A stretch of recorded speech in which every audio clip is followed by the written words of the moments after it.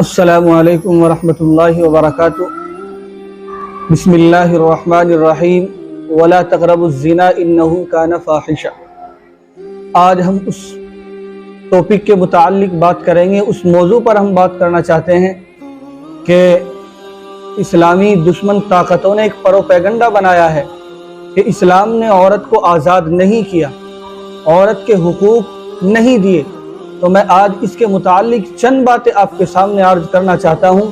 بات لمبی نہیں کروں گا، مختصر ہوگی، لیکن قیمتی بات آج آپ حضرات کے سامنے رکھی جائیں گی۔ وہ باتیں یہ کہ اسلام نے عورت کو مقام دیا، عزت دی، مرتبہ دیا۔ اسلام نے ہی عورت کو زینت بخشی ہے۔ اسلام نے کبھی عورت کے اوپر بوجھ نہیں ڈالا ہے۔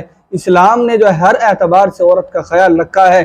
جیسے اسلام نے عورت پر روزی کمانا کبھی فرض نہیں کیا، لیکن اور ادیان کے اندر اگر دیکھو گے آپ تو عورت بے جھجک نوکریاں کرتی ہے، روزی روٹی کماتی ہے، لیکن اسلام کا اصول سمجھیے۔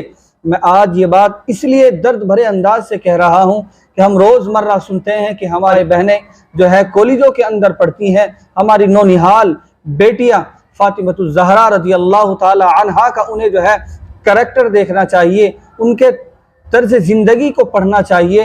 ہماری بہنیں آج دین سے بالکل غافل، پردے کے حقوق سے بالکل غافل، آج کسی کے بھی ساتھ چل دیتی ہیں، کسی کا بھی ہاتھ تھام لیتی ہیں۔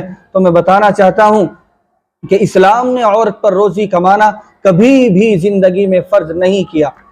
اگر بیٹی ہے تو باپ کا حق ہے کہ وہ روزی روٹی کما کر لائے اور بیٹی کو کھلائے۔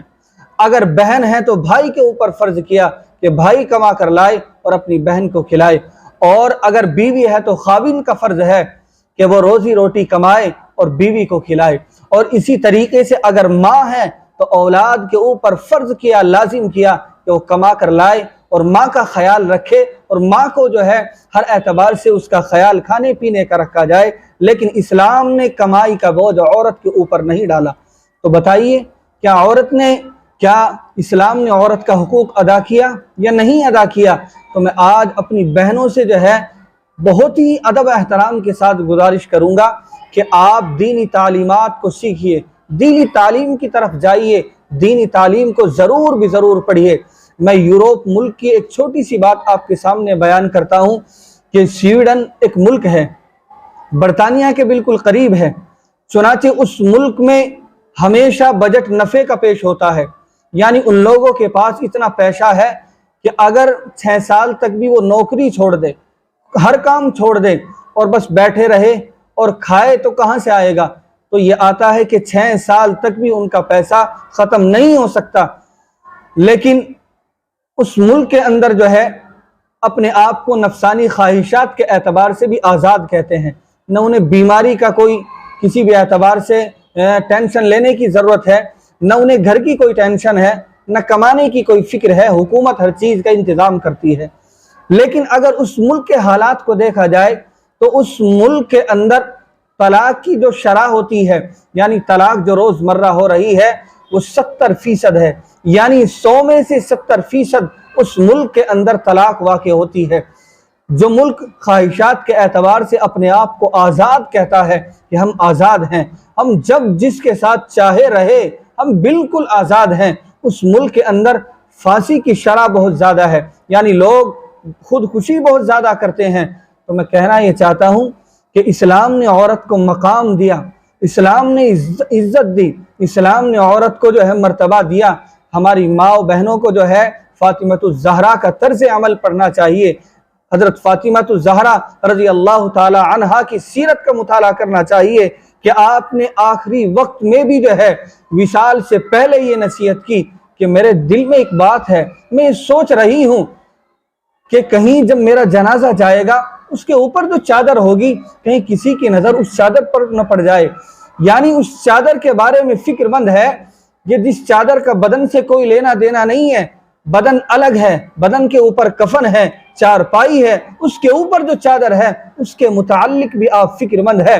حضرت فاطمہ الزہرا رضی اللہ تعالی عنہا بیان کرتی ہیں کہ میری چادر پر کبھی کسی غیر کی نظر نہیں پڑی، میری چادر کو کبھی کسی نے نہیں دیکھا۔ وہ فاطمہ جس کے والد امام الانبیاء، وہ فاطمہ جس کے والد نے نبیوں کی امامت کی، تو ہمیں جو ہے کبھی بھی یہ ذہن میں نہیں لانا چاہیے کہ اسلام نے عورت کو قید کر دیا، بلکہ اسلام نے ہر اعتبار سے عورت کے مقام کا خیال رکھا ہے، ہر اعتبار سے عورت کی رہنمائی کی ہے۔ اور میں اپنے بھائیوں سے بھی، اپنے بزرگوں سے بھی، اپنے بڑوں سے بھی یہ گزارش کروں گا کہ لڑکیوں کو دینی تعلیم بے انتہا ضروری ہے، بے حد ضروری ہے۔ اگر مرد دینی تعلیم حاصل کرتا ہے تو ایک فرد نے تعلیم حاصل کی، اور اگر عورت تعلیم حاصل کرتی ہے دینی تعلیم تو کئی خاندان سنور جاتے ہیں، نسلیں سنور جاتی ہیں، نسلوں کے اندر دین پیدا ہو جاتا ہے۔ لیکن آج ہمارے بھائیوں کے اندر بھی، ہمارے والدین کے اندر بھی دینی تعلیم کے متعلق بڑی کاہلی ہے، بڑی سستی ہے۔ ہم دینی تعلیم کی طرف اپنی بیٹیوں کو نہیں بھیجتے، اس طرف کوئی توجہ نہیں ہے۔ تو میری آخری بات یہی ہے کہ آپ دینی تعلیمات کے متعلق اپنے بچوں کو ڈھالیے اور دینی تعلیمات سکھائیے، تب پتہ چلے گا انہیں کہ عورت کا کیا مقام ہے، مرد کا کیا مقام ہے۔ ہماری اس ویڈیو بنانے کا بھی یہی مقصد ہے کہ ہماری مائیں بہنیں جو کم ہمتی کا شکار ہے وہ کم ہمت نہ ہو، وہ اپنے آپ کو کمزور نہ سمجھے۔ اللہ نے آپ کو وہ مقام عطا کیا جو کسی بھی دین کے اندر آپ کو نہیں ملے گا۔ اللہ تبارک و تعالی عمل کی توفیق عطا فرمائے۔